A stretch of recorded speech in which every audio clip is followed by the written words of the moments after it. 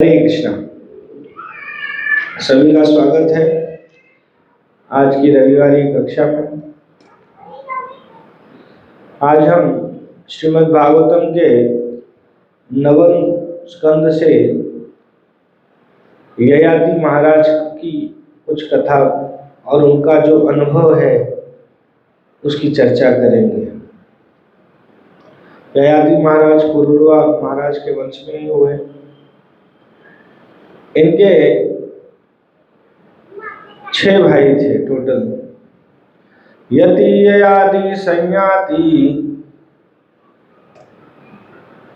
यति जिनका नाम ही यति है, यति मतलब सन्यासी। उनको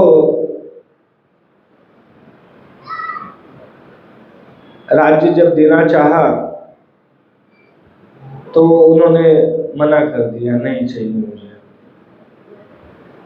ययाति संयाति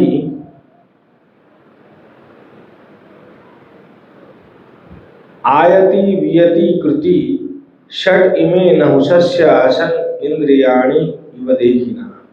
ये नहुष महाराज के पुत्र हैं। नहुष महाराज कौन है? नहुष महाराज बड़े ही सुविख्यात सम्राट हैं। धरती पर राज्य करते थे। जब इंद्र ने वृतासुर का वध किया तो उसके कारण मानसरोवर में इंद्र कमल नाल में काफी लंबे समय तक रहे बचने के लिए, क्योंकि ब्राह्मण हत्या उनके पीछे लगी थी। तो बहुत लंबे समय तक वो वहां थे। तो इंद्रपद खाली था। इंद्रपद पे नहुष महाराज को बिठाया गया। नहुष महाराज इंद्रपद पर बैठे और उन्होंने धरती पे भी राज्य किया, साथ साथ स्वर्ग में भी राज्य किया। दोनों का कंट्रोल उनके हाथ में था और इतने सामर्थ्यवान थे कि दोनों एट अ टाइम मैनेज कर पा रहे थे, धरती और स्वर्ग दोनों। तो नहुष महाराज ने एक भूल की, आकर्षित हो गए सची माता से। सची कौन है? इंद्र की पत्नी। उन्होंने विचार किया कि इंद्र का सिंहासन मेरा, इंद्र का रथ मेरा, इंद्र का हाथी मेरा, इंद्र का राज्य मेरा, तो इंद्र की पत्नी भी मेरी। तो उन्होंने कहा कि तुम मेरे पास आओ। सची को कहा। उन्होंने मना किया और फिर अपने गुरु बृहस्पति के पास गए।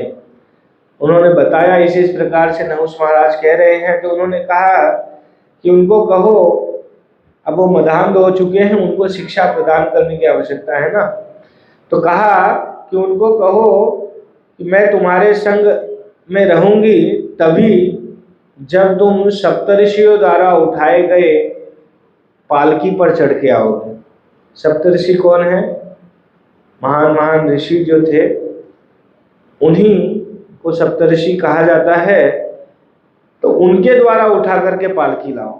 जब ये पालकी जबरदस्ती उठवाने लगे तो उस समय उनको श्राप दिया गया अजगर बनने का।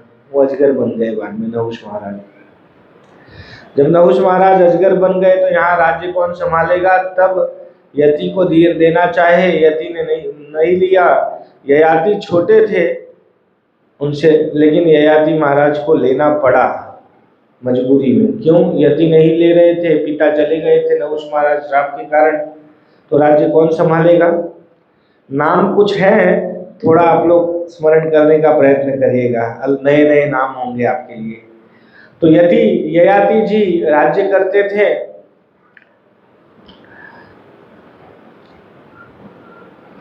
जो असुरों के गुरु हैं, असुरों के गुरु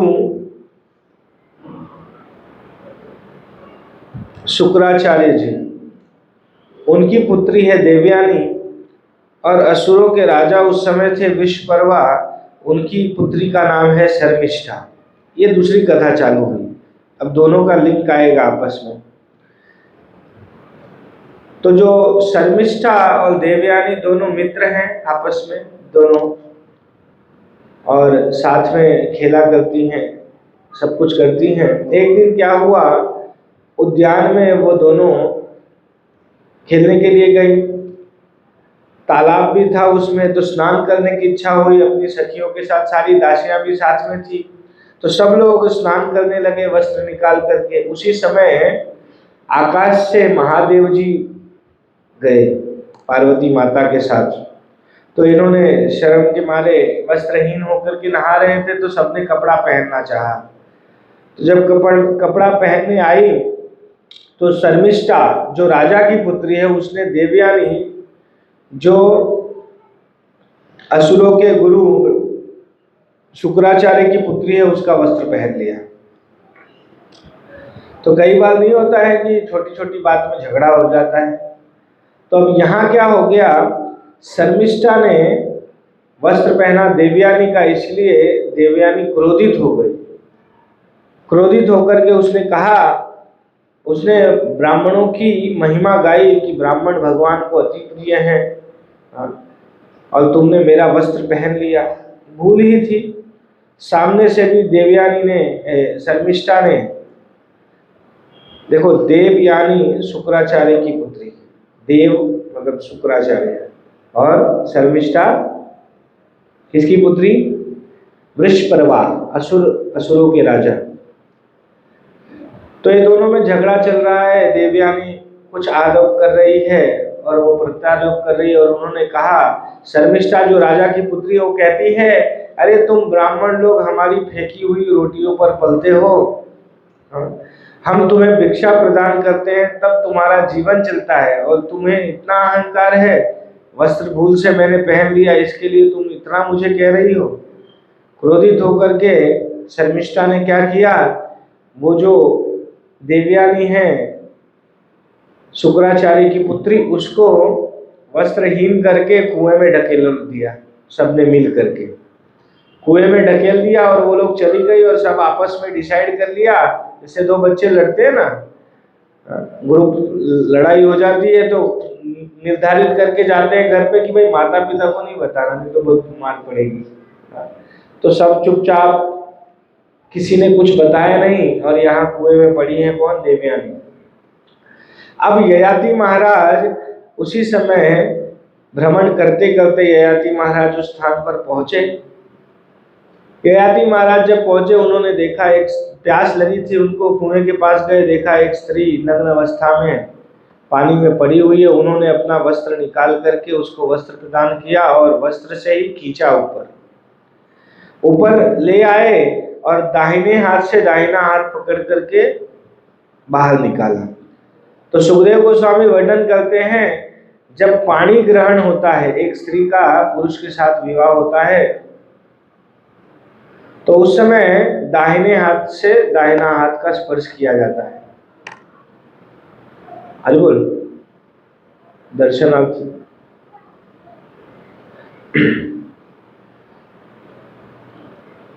तो इस प्रकार से पानी ग्रहण हो गया, ऑफिशियली नहीं, अनऑफिशियली।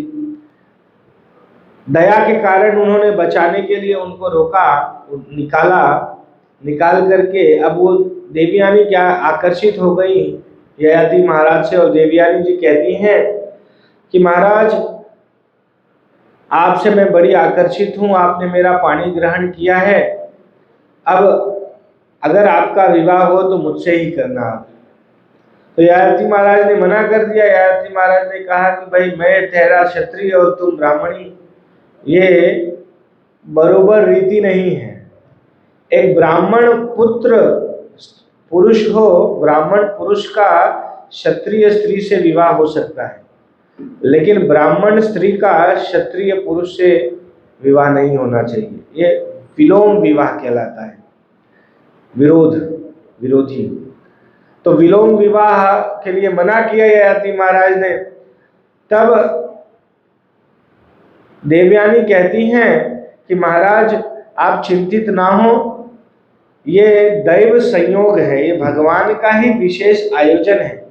एक झगड़ा छोटी सी बात पे थी, लेकिन कई बार क्या होता है, भगवान की इच्छा के कारण छोटी बात पे ऐसा होता है बवाल, और आगे चल करके इसका रिजल्ट समझ में आएगा। यहाँ झगड़ा हुआ था छोटी सी बात को लेकर के। हाँ, अब यहाँ वो कह रही हैं कि मेरा विवाह आपसे होगा। क्यों? क्योंकि एक बार देवगुरु बृहस्पति के पुत्र कच्छप आए थे मेरे पिताजी के पास मृत संजीवनी विद्या सीखने। कौन सी विद्या? मृत संजीवनी विद्या। उसमें कौन सी विद्या? ये क्या होता है कि मरे हुए व्यक्ति को जीवित कर दिया जाए, ये मृत संजीवनी विद्या होती है। तो इससे ये क्यों सीखने आए थे? क्योंकि देवासुर संग्राम में क्या हुआ, जितने भी असुर मरे सभी को शुक्राचार्य जी ने ये मृत संजीवनी विद्या से सबको जीवित कर दिया था। इसीलिए ये भी सीखना चाहते थे ताकि देवताओं के पक्ष में भी कोई हो ऐसा जो जिला दे मरे हुए व्यक्ति को। तो सीखने आए थे, बहुत लंबे समय तक सीखा। अब इस बीच क्या हुआ, देवयानी आकर्षित हो गई कच्छ से। उन्होंने कहा मैं आपसे विवाह करना चाहती हूँ। तो कच्छ ने कहा कि मैं आपसे विवाह नहीं कर सकता क्योंकि आप गुरुपुत्री हो। पूर्व काल में शत्रु भी होता था तो विद्या प्रदान करने के लिए राजी हो जाते थे। जैसे द्रोणाचार्य ने अश्वत्थामा को विद्या दी, जबकि जानते थे कि अश्वत्थामा का जन्म किस लिए हुआ है, उनको मारने के लिए। हाँ, वैसे ही शुक्राचार्य और देवगुरु बृहस्पति दोनों अपोजिट पार्टी है। अपोजिट पार्टी है, फिर भी ये विद्या सीखने की है तो उन्होंने विद्या दान देने के लिए मना नहीं किया। ये संस्कृति थी। शत्रु भी आ जाए और विद्या ग्रहण करने की अभिलाषा से आए तो उसको विद्या प्रदान किया जाए। तो उन्होंने विद्या प्रदान कर दी थी। अब इन्होंने विवाह के लिए मना कर दिया क्योंकि गुरुपुत्री है, सम्माननीय है, विवाह कैसे कर सकते हैं, उन्होंने मना किया। इसीलिए देवयानी ने उनको श्राप दिया कि तुम जो विद्या सीखने यहाँ आए थे वो सारी विद्या भूल जाओ। इतने लंबे समय से अभ्यास किया था उसको भुलवा दिया इन्होंने। तो कच्छ ने भी अपोजिट श्राप दिया कि जाओ, तुम्हारा कभी किसी ब्राह्मण से विवाह नहीं होगा, क्षत्रिय से विवाह होगा। तो देवयानी जी ययाति महाराज को कहती हैं कि मुझे श्राप है कि मेरा किसी ब्राह्मण से नहीं क्षत्रिय से विवाह होगा, इसीलिए ये विवाह उचित है क्योंकि भगवान ने इसको रचना की।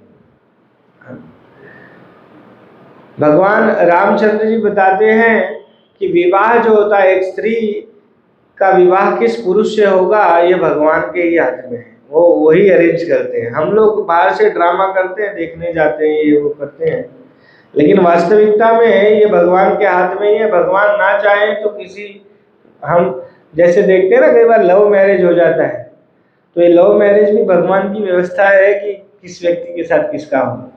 ऐसा नहीं है कि अचानक में कुछ घटना घट जाती है। तो इन्होंने देवयानी जी ने श्राप दिया और यहाँ ययाति महाराज को बता रही हैं कि मेरा तो विवाह क्षत्रिय से ही होना है, इसीलिए इसमें कोई विलोम विवाह नहीं होगा, आप मुझसे विवाह कर लेंगे। तो उन्होंने कहा ठीक है, जब ऐसा है तो अब मैं जाता हूँ। अब देवयानी, ये हो गया सीन। अब देवयानी जी पुराने सीन में वापस आ गई, क्रुद्ध होकर के घर पे लौटी हैं। हाँ, एकदम रोती हुई पिताजी के पास, और शुक्राचार्य को कंप्लेन करती हैं शर्मिष्ठा का कि इस प्रकार से मुझे अपमानित किया और आपके बारे में क्या क्या कहा कि आप पुरोहित लोग कुत्ते के समान हो, फेंकी हुई रोटियों पे पलते हो। तो बहुत कष्ट हुआ शुक्राचार्य को कि मैं इतना श्रम से इनके राज्य को सुव्यवस्थित करता हूँ। तो भागवत में लिखते हैं जो पौरोहित्य है, पुरोहित किसी का बनना एक बहुत विशेष श्रेष्ठ कार्य नहीं माना गया। तो पौरोहित्य क्यों श्रेष्ठ नहीं माना गया? क्योंकि अपमानित भी होना पड़ता है और हर समय यजमान के लिए तैयार रहना पड़ता है।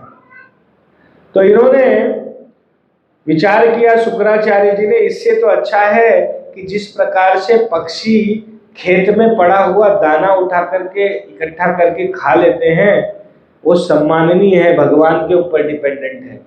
मैं अब उस वृत्ति से रहूंगा, श्लोच्छ वृत्ति, कि मैं खेत में पड़े हुए दाने से अपना पालन करूंगा, राजा के यहाँ नहीं पौरोहित्य करूंगा। और क्रुद्ध होकर के वो भी राजा के यहाँ गए। राजा को तब तक ये सब बात पता चल गई थी, घटना।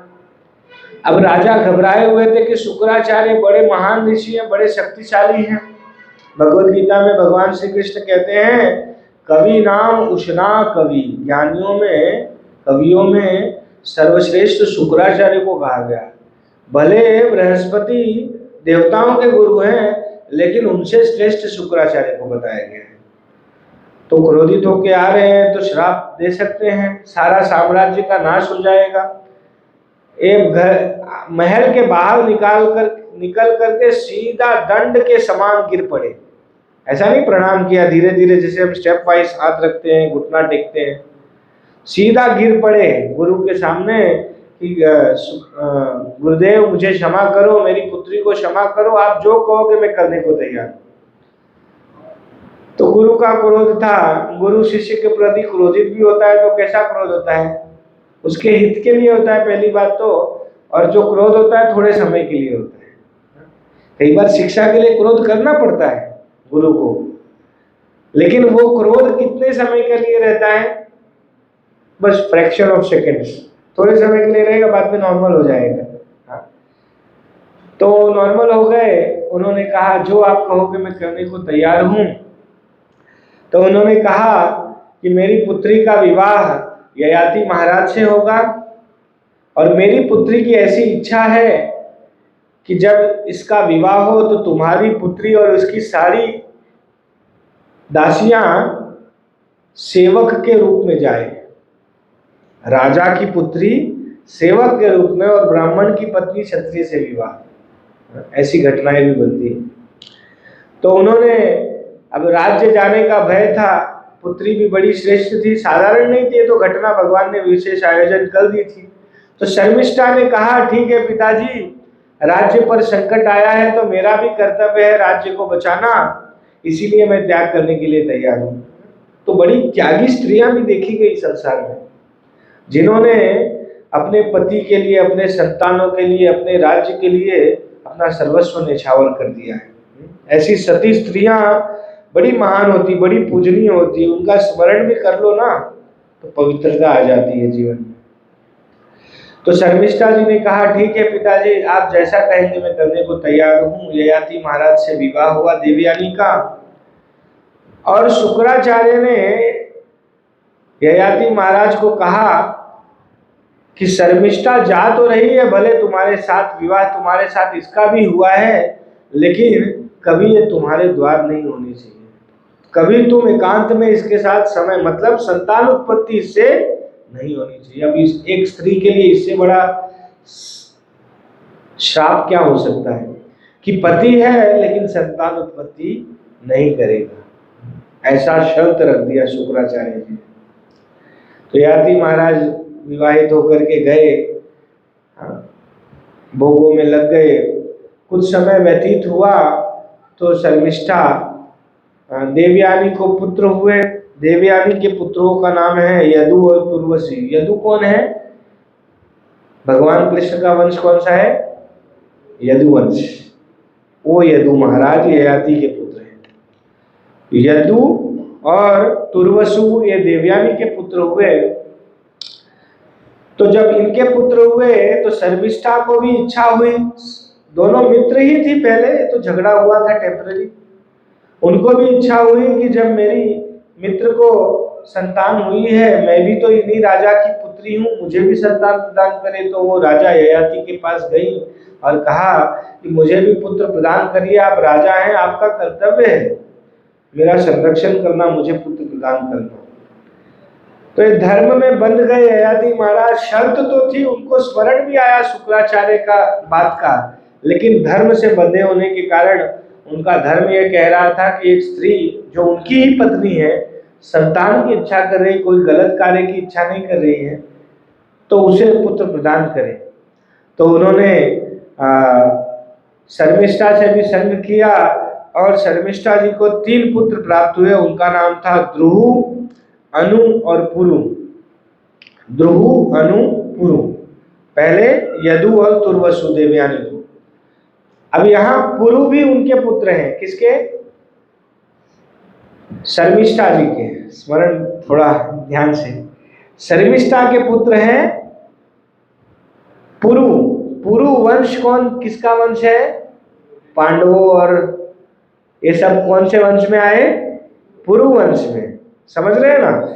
यदु वंश में मतलब पीछे जाकर के सब एक ही पिता के संतानें हैं। ययाति महाराज की संतानें हैं यदुवंशी और पुरुवंशी, एक ही पिता के पुत्र हैं।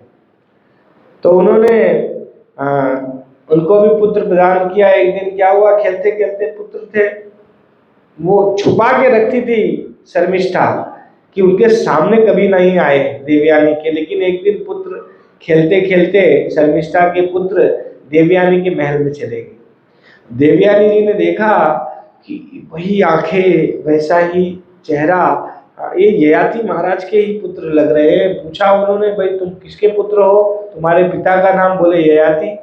माता का नाम? बोले देवयानी। अब तो क्रुद्ध हो गई, क्रुद्ध होकर के, नाराज होकर के देवयानी दौड़ती हुई पिता के यहाँ।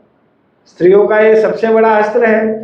वो गाना पहले आता था, मैं मायके चली जाऊंगी, तो मायके चलने लगी मायके की ओर। जब जाने लगी तो पीछे पीछे ययाति महाराज दौड़ रहे, अरे मुझे क्षमा कर दो, धर्म में बंद करके मैंने ऐसा कार्य कर दिया।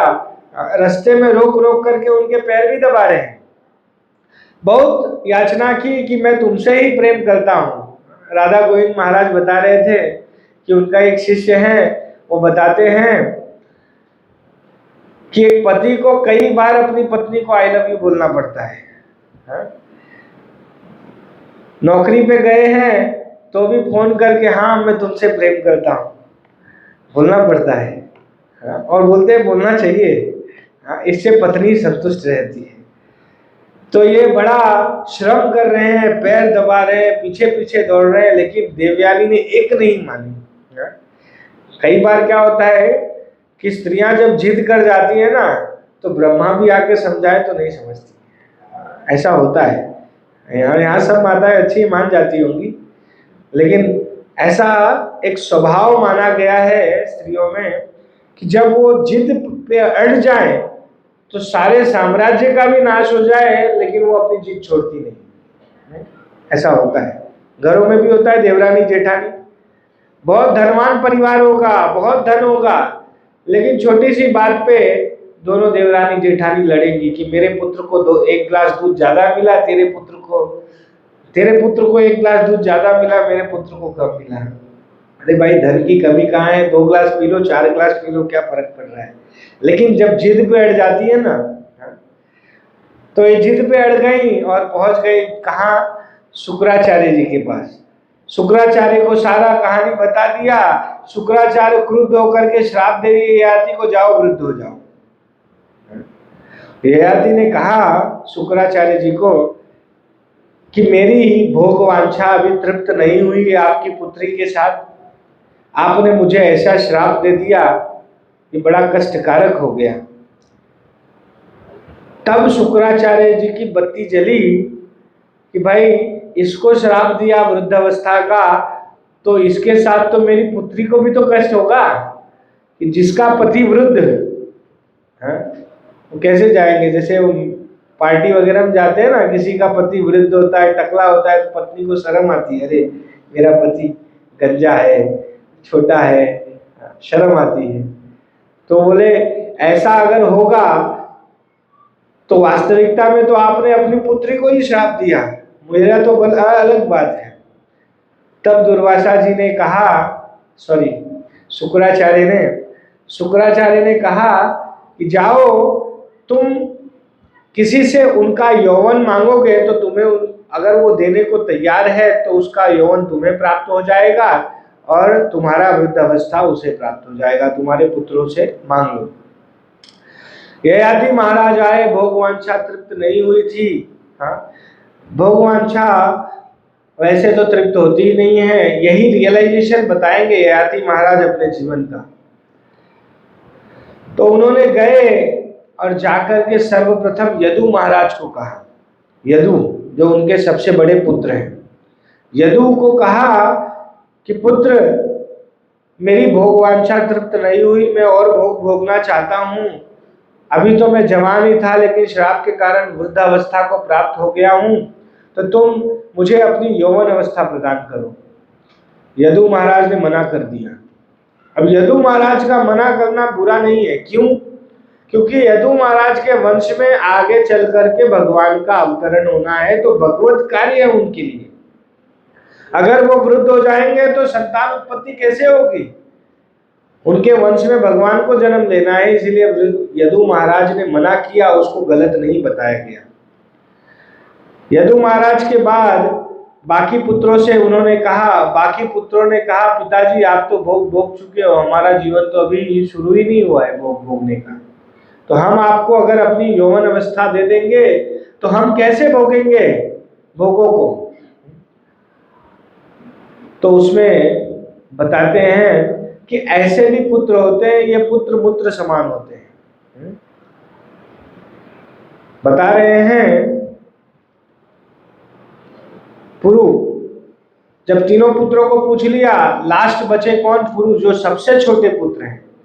पुरु महाराज को जब पूछा उन्होंने, पुत्र सभी तुम्हारे भाइयों ने मना कर दिया है मुझे उनकी यौवन अवस्था देने के लिए, तुम मुझे अपनी यौवन अवस्था प्रदान कर दो जिससे मैं भोग सकूं।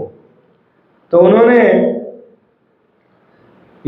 पुरु महाराज ने कहा, पिताजी आपको मुझसे मांगना पड़ रहा है, यही सबसे बड़ा गलत बात हो गया।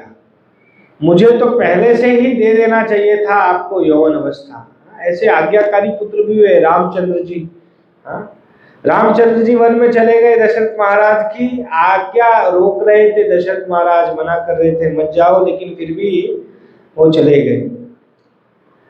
परशुराम जी की माता है रेणुका, जमदग्नि उनके पिता हैं। जमदग्नि यज्ञ करने बैठे हैं, जल लाने गई हैं रेणुका माता, थोड़ी सी विलंब हो गया, वो देवता लोग आए थे, उनका यान वगैरह देखने लग गई हूँ। तो उन्होंने जब यान वगैरह देखने लग गई तो देखते देखते क्या हुआ, वो भूल गई कि मुझे जल ले जाना है। जब याद आया तब बहुत देर हो गई। जब देर हो गई और जब पहुंची हैं तो परशुराम जी के पिता जमदग्नि जी बहुत क्रुद्ध हुए। क्रुद्ध होकर के कहा, अपने पुत्रों को आज्ञा दी इसका गला काट दो। कौन सा पुत्र अपनी माँ का गला काटेगा? परशुराम जी को जब कहा, परशुराम जी ने कहा ठीक है पिताजी आपकी आज्ञा है तो मैं करता हूँ। उन्होंने परशु उठाया और अपनी माता का गला काट दिया। जब गला काट दिया, माता का सिर धड़ अलग हो गया। पिता बड़े प्रसन्न हुए, वाह पुत्र तूने मेरी आज्ञा का पालन किया। आज्ञा का पालन किया इसलिए प्रसन्न हुए, जब पिता ने उनको कहा कि पुत्र मैं तुमसे बहुत प्रसन्न हूं कि तूने मेरी आज्ञा का पालन किया, तो कुछ वरदान मांग ले। तो परशुराम जी ने कहा, पिताजी मेरी माता को जीवित कर दो, कोई भी दाग ना रहे कि उनका गला कभी कटा भी था, और उनको और मेरे भाइयों को स्मरण भी ना रहे कि मैंने गला काटा था। ये वरदान मांगा। कितने बुद्धिमान हैं। माता पिता की आज्ञा का पालन भी कर दिया और माता को जीवित भी कर दिया। तो परशुराम जी ने अपनी माता को, घर पे ट्राई नहीं करना ना, ऐसे जमदग्नि जैसे पिता है ना परशुराम जी जैसा पुत्र भी है। कलयुग में आज तो माता पिता बेचारे तरसते होते हैं छोटी छोटी चीजों के लिए। पुत्र बोलते हैं तुम्हें क्या चाहिए, नहीं कुछ प्रदान करेंगे। अरे भाई जब तुम छोटे थे ना गोद में, तुम्हें जो इच्छा करी होगी ना वो माता पिता ने पूर्ण किया होगा। बचपन में छोटे बच्चे होते हैं, पिता के पास पैसा नहीं होता है, चलते चलते कहीं दुकान पे पहुंच गए, कैडबरी खाने की इच्छा कर ली। पिता का, बच्चे जब जिद करते हैं क्या करते हैं, पिता का पैर पकड़ लेते हैं। पिता चलने लगता है, पिता का पैर पकड़ लेते हैं, नहीं पिताजी मुझे दिलाओ, मुझे चॉकलेट खाना ही खाना है। हाँ, तो उस समय पिता उधारी करके भी हमें खिलाया था पिताजी ने। हाँ? लेकिन वही पुत्र जब बड़ा होता है, पिता छोटी सी चीज मांगता है तो पुत्र मना कर देता है। हाँ? ऐसे पुत्रों को तो आत्महत्या करके मर जाना चाहिए, कोई फायदा नहीं इनका जीने का। हाँ? माता मांगती है कुछ तो पुत्र मना करता है, नहीं देंगे। पैसा नहीं है। अरे भाई, जब पैसा नहीं था ना तो माता पिता ने कर्जा लेकर के भी तुमको पढ़ाया था, उसका स्मरण रखना चाहिए। तो ये शिक्षा प्रदान कर रहे हैं। तो उन्होंने राजा महाराज ययाति के पुत्र जो हैं पुरु ने कहा कि उत्तम कौन है जो पिता की इच्छा करने के पहले ही वो इच्छा पूरी कर दे, वो सबसे उत्तम पुत्र है। मध्यम पुत्र कौन है जो सम्मान पूर्वक पिता की आज्ञा का पालन करे, पिता ने जो कहा वो आज्ञा का पालन करने के लिए तैयार हो जाए, वो मध्यम पुत्र है। और अधम पुत्र, यहाँ मूत्र लिखा है। एक कवि ने कहा कि पुत्र और मूत्र एक ही स्थान से उत्पन्न होते हैं। जो पुत्र पिता की आज्ञा का, माता की आज्ञा का पालन करे वो पुत्र है, और जो माता पिता की आज्ञा का पालन नहीं करे वो मूत्र है, व्यर्थ है उसका जीवन। तो उन्होंने कहा पुरु महाराज ने कि सर्वश्रेष्ठ पुत्र वो है जो बिना व्यक्त किए ही पिता की आज्ञा का पालन कर दे, माता पिता की सेवा के लिए सदैव तत्पर रहे। और अधम पुत्र कौन है या पुत्र कौन है जो माता पिता के कहने के बावजूद भी उनकी सेवा करने के लिए तत्पर नहीं है। तो सभी लोगों को ये शिक्षा लेनी चाहिए कि आपके माता पिता घर में हैं। हाँ, आपने भी बचपन में बहुत बचपना किया होगा, सब बचपने को झेला कि नहीं माता पिता ने, बहुत सारा जिद किया होगा, एक एक जिद को पूरा किया है माता पिता ने। वैसे ही माता पिता जब वृद्ध होते हैं तो बाल्य अवस्था वाला मस्तिष्क हो जाता है, तो जो जिद करे उसको पूरा करो, हानि नहीं है, करना चाहिए। तो उन्होंने इस प्रकार से कहा और अपने पिता को अपनी यौवन अवस्था प्रदान कर दी। ययाति महाराज 1000 वर्षों तक भोग किए, 1000 वर्षों तक उन्होंने भोग किया और नियम पूर्वक भोग किया, मतलब सभी गृहस्थ के नियमों का पालन भी करते, भगवान की पूजा अर्चना दान दक्षिणा सब कुछ करते, और 1000 वर्षों तक जो उत्तम गृहस्थ होता है उस प्रकार से रहते हुए उन्होंने भोग भोगे देवयानी जी के साथ। 1000 वर्षों तक जब भोग लिया तो उन्होंने बड़ी ग्लानि उनको हुई, और वो कहते हैं देवयानी को संबोधन करते हुए कह रहे हैं कि मैं तुम्हें कह रहा हूं, तथाहम कृपणः शुभ्रू भक्त्या भवत्या प्रेम यंत्रितः आत्मानं नाभिजानामि मोहितस्तव मायया। हे शुभ्रू, हे सुंदर बहो वाली प्रिय, मैं उसी बकरे के सदृश हूं। एक बकरे की कथा सुनाई उन्होंने। बकरा बड़ा सुंदर था, उसने देखा कि कुएं में एक बकरी गिर गई है, और उसने जाकर के अपने सींगों से मिट्टी खोद करके बकरी को बाहर निकाल लिया। जब बाहर निकाल लिया तो उस बकरी ने उनके साथ विवाह करने की इच्छा अभिलाषा की। उसकी सखियों ने भी सबका एक साथ विवाह हो गया।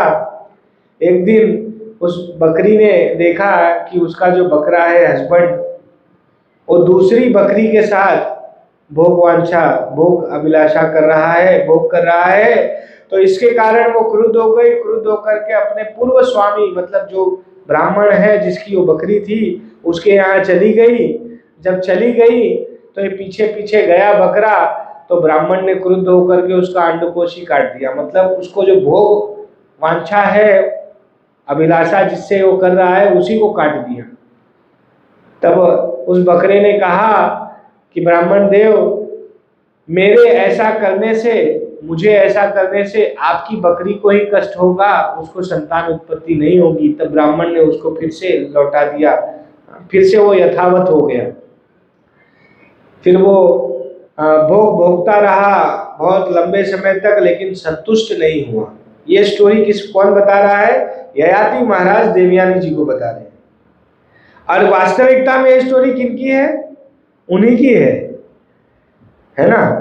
मजाक मजाक में सही, लेकिन उन्होंने अपनी स्टोरी बता दी और कहा तथाहं कृपणः शुभ्रू, उस बकरे के समान ही मैं कृपण हूं हे सुंदर भौहों वाली प्रिय। क्यों? क्योंकि मैं इतना मंदबुद्धि हूं कि मैं तुम्हारे सौंदर्य से मोहित होकर आत्म साक्षात्कार के असली कार्य को भूल गया। दोनों, स्त्री पुरुष के प्रति, पुरुष स्त्री के प्रति, बोले आकर्षित होकर के मैंने अपना आत्म साक्षात करने की क्रिया है जो भक्ति योग है वो करना ही भूल गया और पूरा जीवन भोगों में ही व्यतीत कर दिया मैंने। तो मेरे जैसा कृपण, कृपण किसको कहा गया? कि जिसके पास धन है उसका उपयोग ना करे वो कृपण है, कंजूस है। जिसके पास अवसर है भगवत साक्षात्कार करने का, वो व्यक्ति अपने इस अवसर का लाभ लेकर के भगवत भक्ति ना करे तो उसके जैसा मूर्ख व्यक्ति कोई नहीं संसार में। आगे कहते हैं यद पृथिव्याम व्रीहिवयम् हिरण्यम पशवः स्त्रियः न दुह्यन्ति मनः प्रीति पुंस काम हतस्तै। क्या कह रहे हैं? यद पृथिव्याम, पृथ्वी पे जितना भी धन है अगर किसी व्यक्ति को प्राप्त हो जाए, व्रीहिवयम्, जितना भी अन्न है, हिरण्यम, जितना भी स्वर्ण है, पशवः, जितने भी पशु हैं, स्त्रियः, जितनी भी स्त्रियां हैं, ये अगर किसी एक पुरुष को भी प्राप्त हो जाए लेकिन वो कामहत है, काम से पीड़ित है, न दुह्यन्ति मनः प्रीति पुंस काम हतस्ते। ऐसा व्यक्ति जो काम से हत है, काम से पीड़ित है, वो कभी संतुष्ट नहीं हो सकता सब कुछ प्राप्त होने के बावजूद। तो काम की कोई लिमिटेशन नहीं है कि इतना प्राप्त हो जाएगा, ये मेरा टारगेट है, इतना प्राप्त हो जाएगा, इतने वर्षों तक मैं भोग कर लूंगा तब मैं संतुष्ट हो जाऊंगा। काम का ऐसा कोई लिमिटेशन नहीं। कई फिलोसफर्स हैं वो क्या कहते हैं कि भोग करो, इतना भोग करो कि वैराग्य उत्पन्न हो जाए। लेकिन भागवत में ययाति महाराज का ये जो प्रसंग है, ययाति महाराज बताते हैं कि भोग को भोग करके कभी संतुष्ट नहीं हुआ जा सकता। ये उसी प्रकार से है जैसे भोग भोगना किस प्रकार से, जैसे आप हवन कुंड में एक एक चमची घी डालोगे तो कभी वो अग्नि बंद होगी। भगवत गीता में भी भगवान कृष्ण बताते हैं कि काम कैसा है, अग्नि के समान है। इसमें जितना ईंधन डालोगे, मतलब जितना भोग भोगोगे, चाहे जो इंद्रियों का हो, अच्छा देखना, अच्छा खाना, अच्छा स्पर्श करना, चाहे जो भोग भोगोगे, कभी संतुष्टि प्राप्त नहीं होगी। ये कंक्लूजन पर हर व्यक्ति आएगा। अगर बुद्धिमान है तो ययाति महाराज की कथा से समझ जाएगा, बुद्धिमान नहीं है तो स्वयं के अनुभव से शायद समझ जाए अगर अंत समय तक। लेकिन अधिकतर लोग ये चीजें समझ नहीं पाते, इसलिए तो गृहस्थ आश्रम में प्रवेश करते हैं, गृहस्थ में ही रह जाते हैं, मर करके गृहस्थ में से निकलते हैं। भगवत गीता में कृष्ण कह रहे हैं चातुर्वर्ण्यम मया शिष्टम गुण कर्म विभागशः। 4 वर्ण और 4 आश्रमों में भगवान ने गुण कर्मों के अनुसार विभाजन किया। गृहस्थ, ब्रह्मचारी, गृहस्थ, वानप्रस्थ, सन्यासी, 4 आश्रम बनाए हैं। पहले व्यक्ति ब्रह्मचारी की ट्रेनिंग ले, बाद में गृहस्थ में प्रवेश करे, गृहस्थ के बाद में वो वानप्रस्थी हो। लेकिन आज क्या ऐसा देखने में आ रहा है?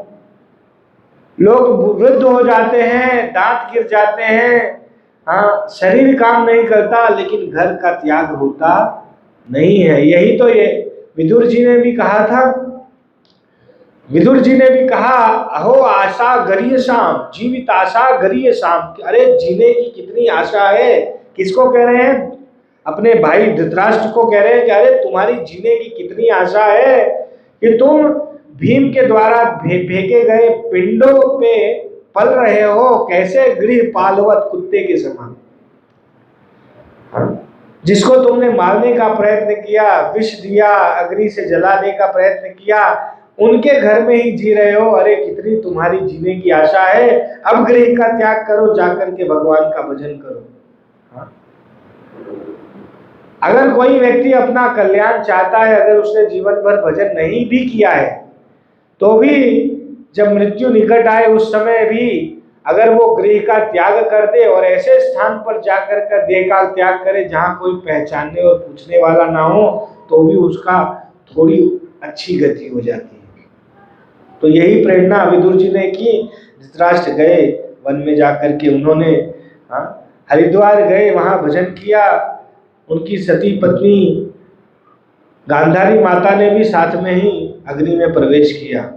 क्या कह रहे हैं ययाति महाराज, न जातु कामः कामान उपभोगेन सायति हविषा कृष्ण वल्मेव भू एवा विवल्धते।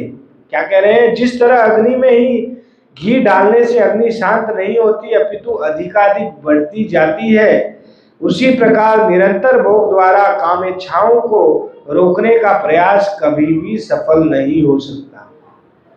भोग करके कोई काम पर संयम पा सके या अन्य सारी क्रियाओं पर संयम पा सके, ऐसा कोई समाज संसार में हुआ नहीं। तथाकथित फिलोसोफरों के चक्कर में नहीं पड़ना चाहिए। भागवत का यह सिद्धांत है कि भोगों को अगर त्याग करना है तो संयम ही एक मार्ग है।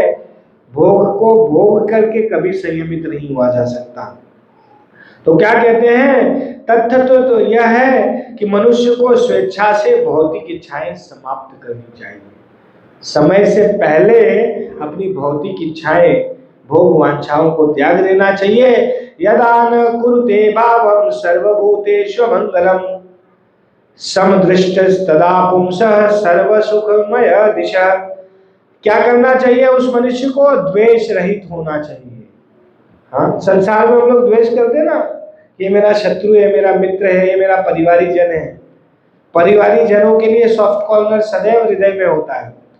ये भाव जब हम त्याग पाएंगे, ये सॉफ्ट कॉर्नर वाला भाव, तो उस समय निश्चित रूप से हम भगवत भक्ति में अग्रसर हो पाएंगे। बड़ी श्रेष्ठ बात है, महापुरुषों की बात है, परमहंसों की बात है, बट पता तो होनी चाहिए ना कि गोल क्या है। जहां है वहीं पड़े रहेंगे, चिपके रहेंगे तो चलेगा क्या? आगे हमें गंतव्य कहाँ जाना है, किस स्तर तक जाना है, वो पता होना चाहिए। हम बोल रहे हैं इसका अर्थ ये नहीं हमने ये प्राप्त कर लिया, प्राप्त नहीं किया है, लेकिन ये शास्त्र का सिद्धांत है कि यहाँ तक जाना है। या दुष्टचा दुर्मति भी जीत्यते या न जीर्यते ताम तृष्णाम दुखान वहम शर्म कामो दुतम त्यजेत। जो लोग भौतिक भोग में अत्यधिक लिप्त रहते हैं, उनके लिए इंद्र तृप्ति को त्याग पाना अत्यंत कठिन है। यहाँ तक कि वृद्ध अवस्था के कारण अशक्त व्यक्ति भी इंद्र तृप्ति की ऐसी इच्छाओं को नहीं त्याग पाता। वृद्ध हो जाते हैं लोग, फिर भी भोग वांछाएं करते हैं। प्रभुपाद जी तात्पर्य में लिख रहे हैं, विदेशों में लोग वृद्ध हो जाते हैं लेकिन फिर भी नाइट क्लब में जाते हैं, शराब पीते हैं, स्त्रियों को भोग भोगने की अभिलाषा करते हैं। इंद्रियां शिथिल पड़ गई हैं, भोग नहीं भोग सकते, लेकिन फिर भी भोग वांछा हृदय से कभी समाप्त नहीं होती। वो कैसे समाप्त होगी? भोगने से समाप्त नहीं होगी। व्यक्ति सोचता है बस, हाँ, जैसे भोजन करने बैठे सोचता है कोई नहीं एक गुलाब जामुन और खा ले, तो ये कभी संतुष्ट नहीं होगा जीवा। हाँ, उस समय आपने ज्यादा खा लिया, कष्ट होगा, लेकिन फिर बाद में भूल जाएंगे। हाँ, तुलसीदास जी कहते हैं कि जो स्त्री है गर्भवती होती है पुरुष के संसर्ग से, 9 महीने तक कष्ट झेलती है। हाँ, मृत्यु के समान कष्ट उसे प्राप्त होता है जब संतान को जलती है, लेकिन फिर भी संतान उत्पन्न करने के बाद फिर से उसी पुरुष के पास जाती है और फिर से भोग भोगती है। ये भोग वांछा है। हाँ, इतना कष्ट झेलने के बावजूद भी भोग आशा कभी समाप्त नहीं होती। तो व्यक्ति को प्रयत्न करके क्या करना चाहिए? संयम का जीवन अपनाना चाहिए। क्या कह रहे हैं? यहाँ तक कि वृद्धावस्था के कारण अशक्त व्यक्ति भी इंद्र तृप्ति को, ऐसी इच्छाओं को नहीं त्याग पाता। अतएव जो सचमुच सुख चाहता है उसे ऐसी अतृप्त इच्छाओं को त्याग देना चाहिए, क्योंकि ये सारे कष्टों की जड़ है। अतृप्त इच्छाओं को तृप्त नहीं करना चाहिए, क्या करना चाहिए? त्याग देना चाहिए। हाँ, त्यागात् शांतिम, भगवद गीता में कृष्ण कह रहे हैं त्याग में परम शांति है। आप जीवन में आप अनुभव करो। हाँ? स्वयं से आप किसी वस्तु का भोग कर रहे हो, भोजन कर रहे हो, उसमें इतनी संतुष्टि प्राप्त नहीं होगी जितनी संतुष्टि आप दूसरे को खिला के या दूसरे को देकर के प्राप्त होगी। त्यागात शांति, त्याग से शांति प्राप्त होती है। तो जब तक व्यक्ति भोगों का त्याग नहीं करता तब तक भगवत भक्ति में उसका विशेष मन नहीं लगता। इसीलिए आज ये बात कही। नहीं तो साधारणतः लोगों को क्या लगता है, हमारा तो बहुत अच्छा चल रहा है, 16 माला हो जाती, मंगल आरती हो जाती, थोड़ा बहुत सत्संग कर लेते हैं, हो गया, बहुत हो गया। ये तो बस थोड़ा थोड़ा ट्रेलर है और बहुत आगे जाना है। वो बहुत आगे जाने के लिए हमें गंतव्य पता होना चाहिए। इसलिए ये बात यहाँ भागवत में वर्णित की जा रही है कि जब तक हम भोग वांछाएं त्याग नहीं करते, गृहस्थ सोच लेते हैं हमको तो लाइसेंस है, हम तो भोग भोग सकते हैं। गृहस्थों को भी नहीं दिया गया, किसी को भी ये भोग का लाइसेंस नहीं है। संतान उत्पत्ति के अलावा जितनी भी भोग वांछाएं हैं सब पापमय कृत्य है। तो ययाति महाराज ने कहा, आगे कहते हैं, मात्रा स्वस्या दुहित्रा वा न विविक्तासनो भवेत् बलवान इंद्रिय ग्राम विद्वांस अपि कर्षति। किसी विद्वान व्यक्ति को भी अपनी माता के साथ, अपनी बहन के साथ, अपनी पुत्री के साथ एकांत स्थान में निवास नहीं करना चाहिए। क्यों? बलवान इंद्रिय ग्राम, इंद्रियां इतनी बलवती हैं कि कब उसको पापमय कृत्य में लगा देंगी पता नहीं। इतना तक कह दिया। विचार करो कितना स्तर गिर सकता है। पूर्णम वर्ष सहस्त्रम में विषयान सेवतो असकृत। अभी हम लोगों की तो आयु कितनी है? सब यहाँ 50, 60, 70 साल तक के हैं लोग, या थोड़ा और आगे पीछे हो सकते हैं। इतनी आयु भोग वांछाओं में व्यतीत की है, तृप्त तो नहीं हुए हैं। लेकिन यहाँ ययाति महाराज बता रहे हैं पूर्ण वर्ष सहस्त्रम, 1000 वर्षों तक भोग किया। हम लोगों का तो भोग थोड़ा ही है, वो भी हम लोग तो इतना भोग भोग ही नहीं सकते। उनको तो ऐसा शरीर प्राप्त हो गया था, कितना भी भोग भोग रहे थे, यौवन ही रह रहे थे, बूढ़े नहीं हो रहे थे। लेकिन हम तो अधिक खा भी लेंगे तो अपच हो जाता है। अधिक भोग भोग लिया, वहाँ बड़ा स्वादिष्ट व्यंजन बना है, खा लिया तो क्या अपच हो जाता है, सुबह समस्या हो जाती है, रात को भी एसिडिटी, डकार, राइट। एक उदाहरण है भोग का। तो पूर्ण वर्ष सहस्त्रम, सहस्त्र वर्षों तक, 1000 वर्षों तक भोग वांछा में बिताया। मैं विषयान सेवतो असकृत तथापि चारु सवनम तृष्णा तेषु उपजायते, तो भी मेरी तृष्णा समाप्त नहीं हुई। माया मरी न मन मरा, मर मर गयो शरीर, आशा तृष्णा ना मरी, कह गए दास। शरीर मर जाता है, शरीर एकदम शिथिल पड़ जाता है, सारी इंद्रियां शिथिल पड़ जाती हैं, लेकिन व्यक्ति की तृष्णा कभी समाप्त नहीं होती। तो तृष्णा समाप्त करने का एक ही साधन है त्याग। भोग वांछाओं को त्याग दिया जाए और कृष्ण के प्रति भगवत भक्ति में संलग्न हो जाए। और इन्होंने आगे कहा कि हे देवी, हे सुंदरी, अब मैं चाहता हूं कि मैं भोग वांछाओं को त्याग दूं और भगवान के चरणों का आश्रय लूं, और तुम भी मेरी पत्नी हो। पति का अर्थ है पत्य, पत्य मतलब पालन करे जो पत्नी का, उसे कहते हैं पति। तो पालन ऐसा नहीं कि खिलाए पिलाए बस इसके लिए है पति, नहीं, उसका उद्धार भी हो उसके लिए भी। तो उन्होंने उनको भी उपदेश दिया और उन्होंने अपना सभी श्रृंगार को त्याग दिया और वो दोनों भगवान के भजन में संलग्न हो गए। उन्होंने अपनी सारी जिम्मेदारियां पूर्ण कर दी, पुत्रों को राज्य समर्पित कर दिया, पुरु महाराज को यौवन अवस्था पूर्ण वापस कर दी फिर से। और पुरु महाराज ने आज्ञा का पालन किया था, छोटे पुत्र होने के बावजूद भी सब पुत्रों को अलग अलग दिशाओं में राज्य प्रदान किया और इनको सबके ऊपर सम्राट बनाया, छोटे पुत्र होने के बावजूद भी। तो इसीलिए यदुवंशी शक्तिशाली थे पूर्वों से। भगवान कृष्ण जहां होंगे वो शक्तिशाली नहीं होंगे, लेकिन ययाति महाराज ने डिवीजन ही ऐसा किया था कि पुरु के वंशज सम्राट बनेंगे, इसीलिए कभी यदु सम्राट बनने का प्रयत्न नहीं किए। यदुवंशी सम्राट पुरु महाराज रहे और उन्होंने पिता की आज्ञा का पालन किया था। इसीलिए तो ययाति महाराज ने गृहस्थ आश्रम का त्याग किया, वानप्रस्थी बने, भगवत भजन किया और एकनिष्ठ होकर के भगवान का भजन करते करते उन्होंने सभी भोग वांछाओं को समाप्त कर दिया। और समाप्त करके अंतिम समय जब आया देह त्याग करने का, अंत काले च मामेव स्मरण मुक्त्वा कलेवरम, अंत काल में शरीर का त्याग किया उन्होंने भगवान का स्मरण करते। तो हर एक मनुष्य को ऐसा यत्न करना चाहिए कि जब तक शरीर में क्षमता है, शक्ति है, उसी समय भोगों का त्याग कर दिया जाए और त्याग करके भगवत भजन में संलग्न हो जाए। लोगों के बाल सफेद हो जाते हैं, दांत गिर जाते हैं, लेकिन भोग वांछाएं समाप्त नहीं होती, छोड़ते नहीं है भोगों को, भोग ही भोगते रहते हैं। ये भोग नहीं, रोग है। रोग का उपचार त्याग है। त्याग करोगे तभी हम भगवत भक्ति में आगे बढ़ सकते हैं। यही ययाति महाराज यहाँ अपने 1000 वर्षों के भोगी जीवन से अनुभव सिखा रहे हैं। तो बुद्धिमान व्यक्ति वो जो है कि जो श्रवण करके समझ जाए कि भाई समस्या है, इसका उपचार ये है, ये करना चाहिए। सेकंड ग्रेड का व्यक्ति कौन है?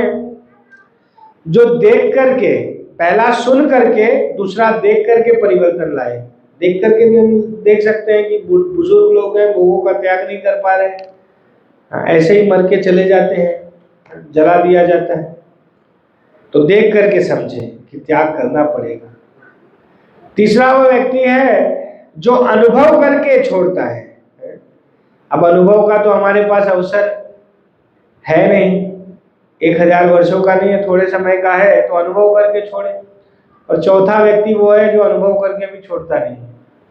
चोर होता है ना, लोग सुनते हैं कि भाई चोरी करे हुए तो पुलिस पकड़ ले जाएगी, जेल में डाल देगी, सुन लिया, चोरी करना नहीं करते। दूसरा एक चोर को पकड़े हुए देखता है कि पकड़ के ले जा रहे चोर को मारते हुए जेल में, तो सोचता है अरे देख लिया ऐसा होगा मेरा भी, तो छोड़ देता है, चोरी बंद कर देता है। तीसरा वो है सोचता अनुभव करके वो चोरी करता रहता है, एक दिन पकड़ के ले जाती पुलिस, बहुत पिटाई करती है, जेल में डाल देती है, वो सोचता है जेल से बाहर निकलूंगा तो चोरी बंद। और चौथा व्यक्ति है जेल में जाकर के प्लानिंग करता है कि अगला चोरी का स्थान कौन सा होगा, कौन से लोकेशन पे चोरी करेंगे। अभी पहले छोटा चोरी किया था, अब क्या करेंगे, बड़ा। वैसे ही चौथे ग्रेड का व्यक्ति वो है जो अनुभव करके भी कि भाई भोगने से रोग आ रहे हैं, अनुभव करके भी वो भोगों को छोड़ता नहीं है और फिर से गृहपालवत कुत्ते के समान गृह में पड़ा रहता है। तो ये भागवत सप्ताह में हम लोग अच्छी अच्छी कथाएं सुनते हैं, कौन सी मजा आने वाली है। वैराग्य की ये कथाएं कोई नहीं सुनाएगा, कोई चर्चा ही नहीं करेगा। ययाति महाराज का प्रसंग कोई भागवत सप्ताह का ले रहा हो तो बताइए मुझे, कोई नहीं लेगा। क्यों? वैराग्य की बात करते तो लोगों को बुरा लग जाता है, ये क्या बात कर रहे हैं। लेकिन ये बात बहुत आवश्यक है। अगर आवश्यक नहीं होती तो भागवत में इसको स्थान दिया नहीं गया होता। तो जो सच में साधक हैं, भगवत भक्ति करना चाहते हैं, उनको ययाति महाराज के जीवन से सीख लेकर के भोगों को त्याग करके आनंदमय जीवन की ओर जाना चाहिए। जिस प्रकार से ययाति महाराज आनंदमय जीवन की ओर गए भोगों का त्याग करके। हरे कृष्णा। श्रीमद् भागवतम महापुराण की, जगत गुरु श्री प्रभुपाद की, श्री श्री जगन्नाथ बलदेव सुभद्रा मैया सुदर्शन चक्र जी महाराज की।